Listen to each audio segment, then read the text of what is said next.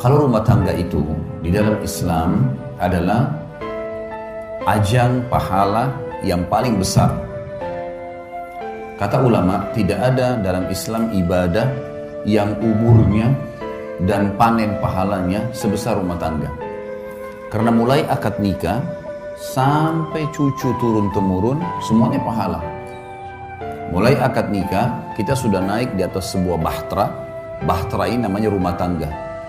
Mau kita sedang tidur, mau kita sedang makan, mau kita sedang duduk, intinya kita sedang berada di sebuah bahtera namanya rumah tangga. Itu per detiknya kita sedang menjalankan ibadah sebenarnya. Karena rumah tangga sendiri itu ibadah, perintah dalam agama. Dan saya akan masuk ke kiat yang pertama, mempertahankan rumah tangga adalah rumah tanggamu adalah ibadahmu. Maka ikhlaskan niatmu karena Allah. Itu yang paling pertama memang. Teman-teman sekalian, ikhlaskan niat. Menikah itu jangan karena disuruh oleh orang tua. Jangan menikah karena terdesak. Jangan menikah hanya karena suka. Jangan menikah karena semua teman-teman sudah menikah, tinggal kita sendirian. Semua ini teman-teman harus dibuang jauh-jauh. Kalau Anda di sini yang hadir sudah menikah dan dulu salah satu penyebab nikahnya karena 4 hal atau 5 hal tadi yang saya sebutkan itu, maka detik ini diubah niatnya. Karena kalau orang niatnya hanya karena disuruh oleh orang tua, niatnya hanya karena teman-teman sudah terlanjur nikah, sudah terlanjur ada rasa suka, ya, atau semua teman-teman sudah menikah sementara kita belum, akhirnya terdesak harus menikah. Ini semua tidak dinilai ibadah.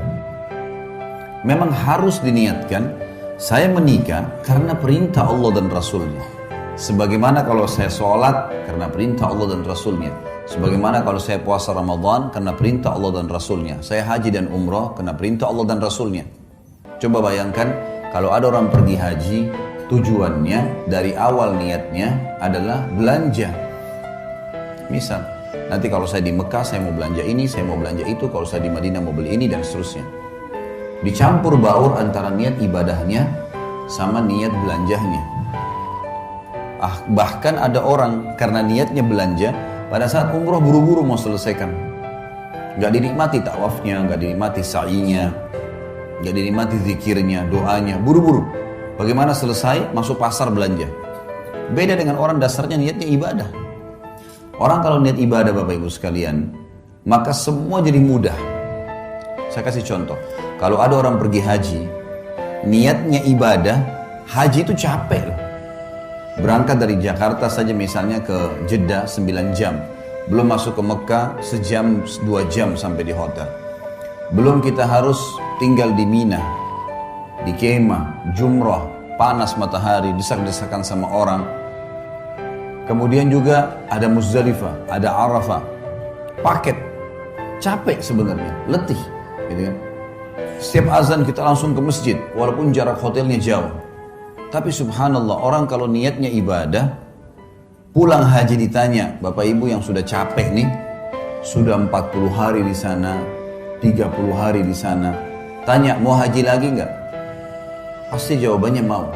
Kalau orang niat ibadah, dia mau lagi. Suka dukanya semua jadi mudah. Yang panasnya, yang makanannya kehabisan, yang hotelnya jauh, terlupakan semua. Yang antri panjang di imigrasi, dilupain semuanya. Karena niat ibadah itu berbeda. Orang kalau bangun sholat malam, dia niat memang ibadah karena mau berkomunikasi dengan Allah, mau beribadah kepada Allah. Lain dengan orang yang hanya kebetulan pasangannya bangunin supaya dia bangun sama-sama. Atau mungkin karena teman-temannya lagi kebetulan nginap, misalnya di satu tempat seperti ini, nginap, kemudian teman-temannya semua buat program bangun sholat malam, dan dia ikut-ikutan. Beda sekali. Makanya harus diniatkan dari awal ibadah. Ada sebuah kata kunci dalam masalah ini. Semua yang berhubungan dengan kita teman-teman sekalian di muka bumi ini, tanda kutip ya, tanda kutip, adalah boneka-boneka yang sedang Allah titipkan. Saya bilang sama istri saya, dan saya juga sampaikan ke Bapak Ibu sekarang, saya juga sampaikan dalam pelatihan-pelatihan saya.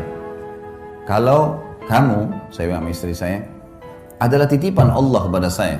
Saya anggap kamu tanda kutip boneka, tanda kutip, yang Allah titipkan, mengatakan Khalid ini istrimu. Didik dia, lindungi dia, berikan dia hasil keringatmu, nafkahmu. Karena saya, maka saya akan berikan pahala, kau masuk surga. Saya bilang sama istri saya, sebaliknya kamu juga begitu. Kamu nganggap saya, tanda kutip, adalah boneka, tanda kutip ya, yang Allah titipkan. Ini suamimu ya. Layani dia, cuciin bajunya, buatin masakannya, biologisnya, didik anaknya, jaga amanah rumahnya. Karena saya, kata Allah, saya kasih pahala, mati, masuk surga. Ini yang dimaksud dengan ibadah nih. Seperti itu kita memahaminya. Sehingga kita tidak pernah jenuh dalam menjalankan kewajiban. Coba bayangkan Bapak Ibu sekalian, di sini kita mulai dari bapak-bapak misalnya. Istri kita nggak pernah kita kenal sebelumnya. Begitu menikah, kita setengah mati banting tulang di luar sana, nagih utang, jual produk, bangkrut usaha, segala macam. Setelah selesai dapat hasil, kita tinggal kasih kepada istri kita.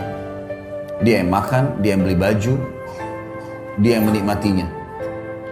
Kalau bukan karena niat ibadah, bisa saja seorang laki-laki bilang, siapa perempuan ini enak benar. Hasil keringat saya tiba-tiba langsung diambil saja. Satu sisi. Ibu-ibu juga bisa begitu. Begitu akad nikah, mungkin di rumah ayahnya tidak pernah bekerja.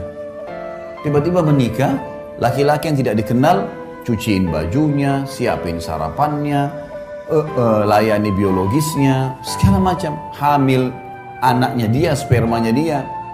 Kalau bukan karena ibadah, orang akan berpikir, siapa laki-laki ini? Gitu.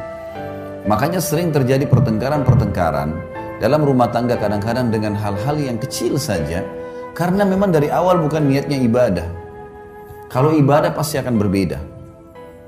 Karena kita tahu suka dukanya akan ada, makin berat sesuatu yang kita jalankan, maka kembali kepada hadis Nabi SAW. Nabi bersabda dalam hadis Bukhari Muslim, Inna idhamal ajri ma idhamal bala. Allah akan memberikan balasan yang besar sesuai dengan kadar beban yang sedang diberikan. Emang begitu?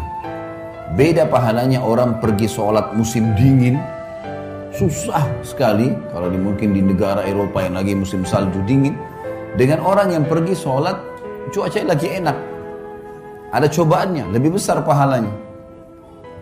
Beda semuanya, Allah menilai sesuai dengan kadarnya.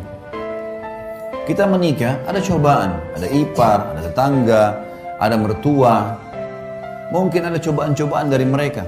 Tapi kalau niat ibadah, kita akan laluin. Karena ini semua ibadah. Saya tidak mungkin menikah dengan suami saya saja atau istri saya saja.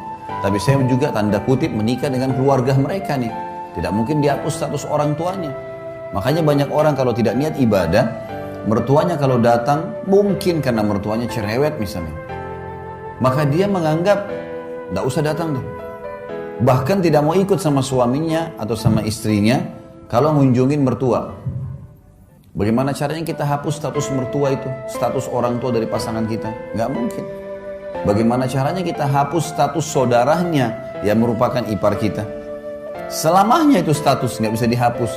Tidak ada mantan orang tua, tidak ada mantan saudara, gitu kan? Maka ada orang yang tidak bisa menerima ini hanya karena cobaan-cobaan yang ringan.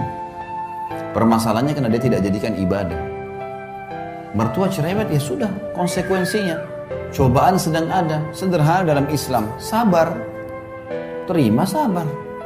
Layani apa yang kita mampu, niatkan ibadah. Jadi mudah semua kalau ibadah itu. Yang kita dicerewetin segala, ya sudah, kita tenang aja. Ada yang kita perlu jawab, kalau enggak usah. Sabar itu adalah menerima takdir Allah. Kita bangun pagi, flu. Sabar, gimana caranya? Terima dulu flu itu sebagai takdir Allah, lalu kemudian ikhtiar, cari jalan keluar. Nah itu sabar. Berarti kita bukan berarti tidak sabar kalau kita malah ikhtiar. Kita menerima keadaan, kita nasihatin, coba kita layanin, bersabar. Allah maha melihat kok. Niatin ibadah ini penting sekali. Kalau sudah diniatin ibadah, semua akan mudah kita laluin. Semua akan mudah kita jalani. Kalau namanya ibadah, Bapak Ibu sekalian, pasti akan ada gangguan-gangguan. Karena syaitan musuh kita tidak mau ibadah itu berjalan. Pasti akan digoda.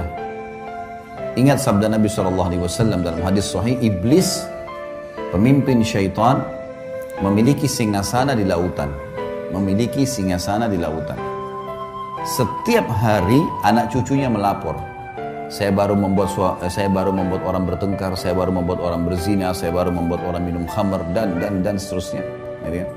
Sama iblis dianggap biasa. Sampai datang anak cucunya yang mengatakan saya baru menceraikan suami istri.